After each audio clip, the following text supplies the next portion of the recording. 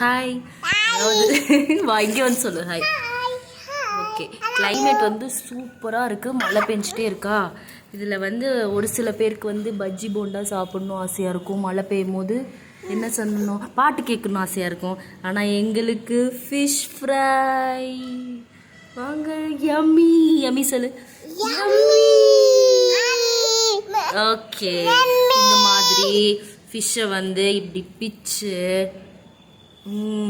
சாப்பிடணும். சூப்பராக இருக்குது. மழையை வேடிக்கை பார்த்துட்டு யாராக இருக்கலாம், இந்தாண்ணா யாராக இருக்கலாம் இப்படி உள்ளது ஃபிஷ் ஃப்ரை சாப்பிட்ணுன்னு ஆசையாக இருக்கும்.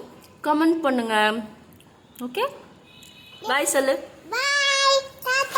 டாடா.